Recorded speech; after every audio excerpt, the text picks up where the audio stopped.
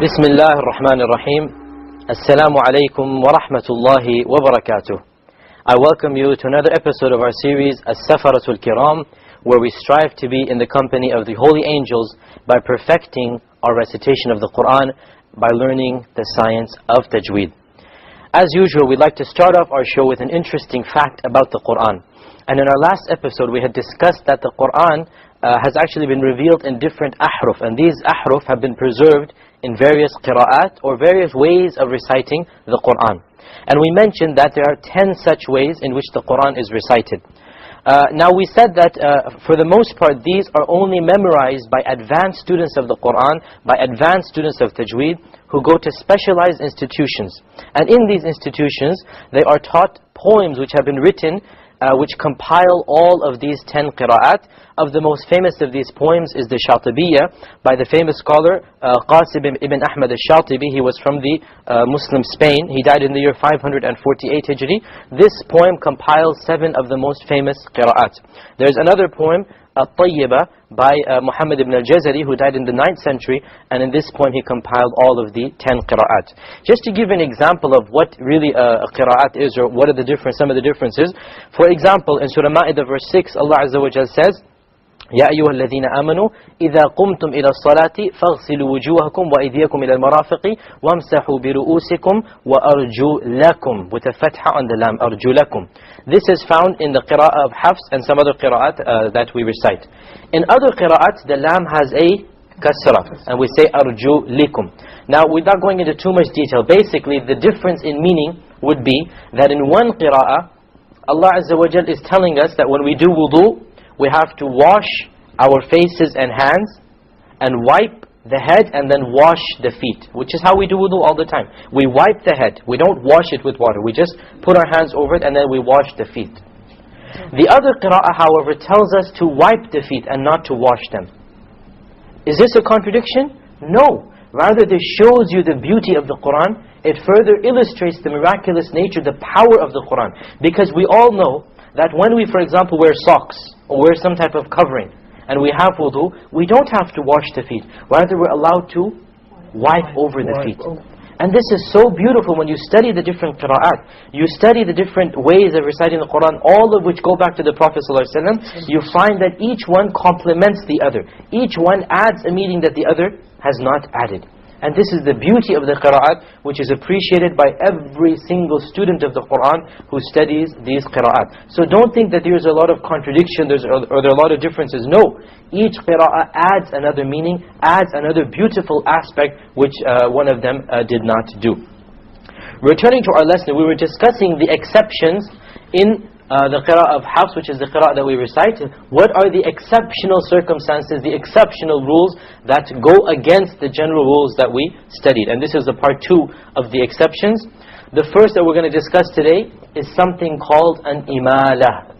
Okay? An imala means to produce a sound which is between the alif and the ya.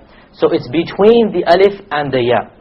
It's not an alif, it's not a ya, it's rather in between. Okay?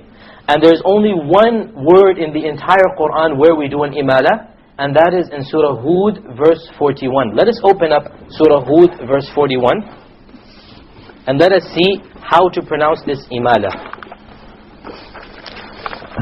Surah Hud is the surah number 11 verse 41. Notice if you look at it, if you turn to verse 41 of Surah 11, Surah Hud, وَقَالَ ارْكَبُوا فِيهَا بِسْمِ اللَّهِ. Look over here, there's always a special sign. In most Qurans it is like a diamond underneath the majraha, right? If you were to not know what an imala is, you would say majraha, but that's a mistake. You have to pronounce it with an imala. An imala is pronounced as this, majreha, majreha. So we will pronounce the verse like this. وَقَالَ ارْكَبُوا فِيهَا بِسْمِ اللَّهِ مَجْرِيهَا وَمُرْسَاهَا مَجْرِيهَا وَمُرْسَاهَا مَجْرِيهَا مَجْرِيهَا. It's not a majri, majra, no, it's in between. Majri. This is called an imala, and it only occurs once in the entire Quran. Yet another exception is known as the tasheel of the hamza, which means that you pronounce a hamza in between an alif and a hamza, in between it. Okay, so it's close to a ha sound, if you like. It only occurs in one word again, Surah Fussilat, verse 44. Let us turn to this exception. Surah Fussilat, verse 44. Surah Fussilat is surah number 41 in the Quran. Surah number 41, verse 44. Okay, here we find Allah Azza wa Jal says, وَلَوْ جَعَلْنَاهُ قُرْآنًا أَعْجَمِيًّا لَقَالُوا لَوْلَا فُصِّلَتْ آيَاتُهُ. Now notice, أَعْجَمِي, you notice that the second hamza typically would have a dot on it.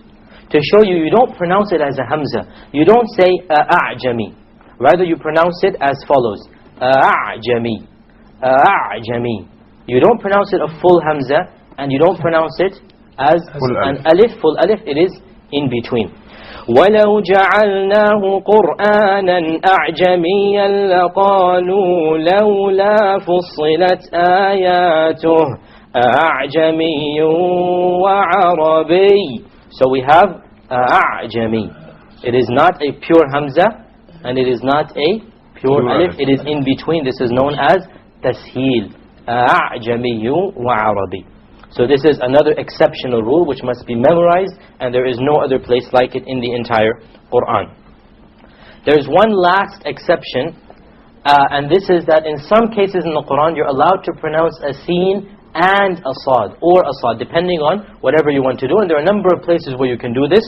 There are two places, Surah Baqarah and Surah A'raf, these two verses, where the Quran is actually written with a sad, but it is preferred to use a sin instead.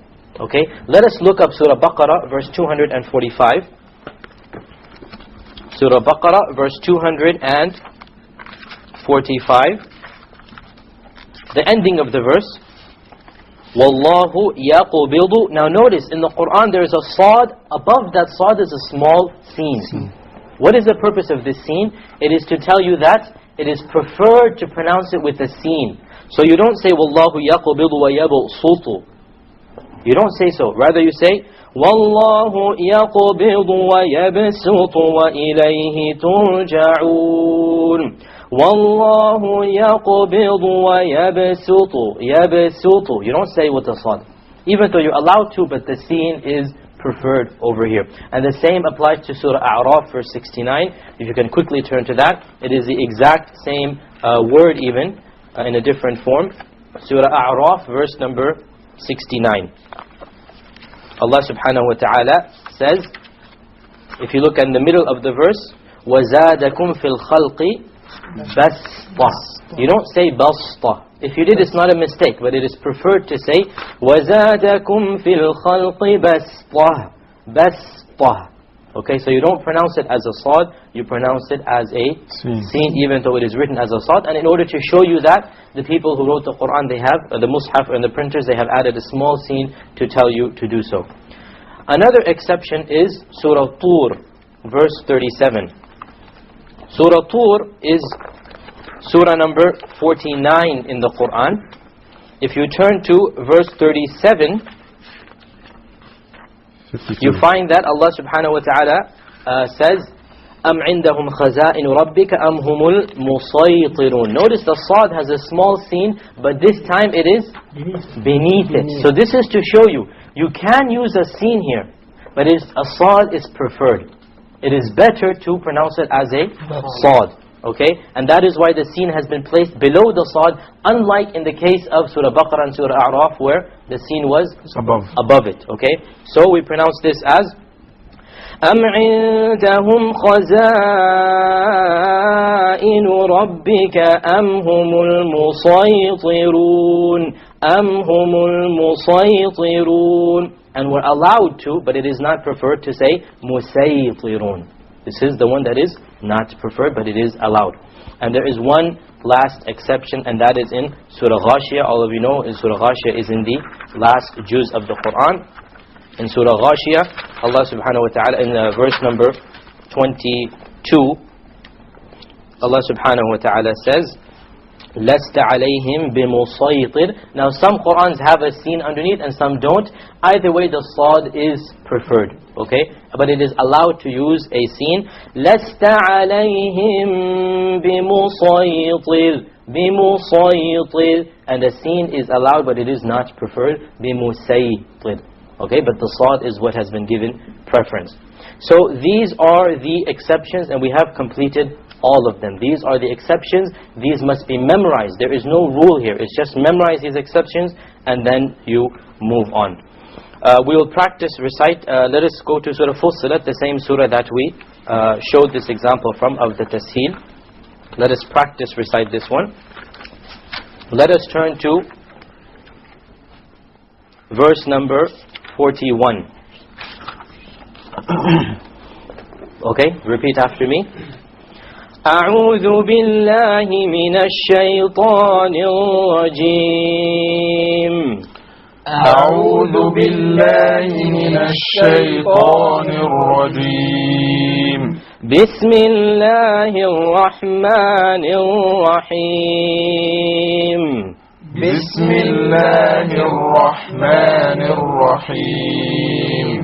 إن الذين كفروا بالذكر لما جاءهم وإنه لكتاب عزيز.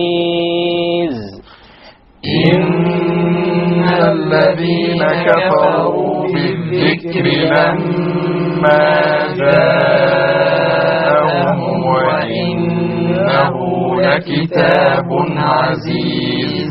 لا يأتيه الباطل من بين يديه ولا من خلفه. لا يأتيه الباطل من بين يديه ولا من خلفه.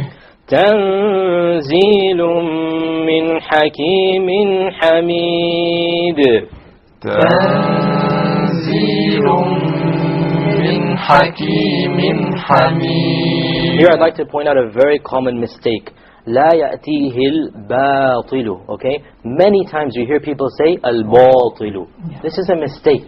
Because they think that the alif is followed by a ta, which is of the heavy letters, حروف التفخيم. So they make the alif heavy. It is very common to hear people say al-batil, al-batil. But this is a mistake. Because what do you look at when you decide whether to make the alif heavy or light? Preceding letter. The letter before it, the letter preceding it, not the letter after it. The letter after it does not play a role in the heaviness and lightness of the alif. So over here, لا يأتيه الباطل, باطل. You don't say باطل. And this is a very common mistake because people think that the ta after it will affect the alif. What did we do with the mim bayni? What is the ruling here? Conversion. Iqlab, because there is a noon sakin followed by a ba.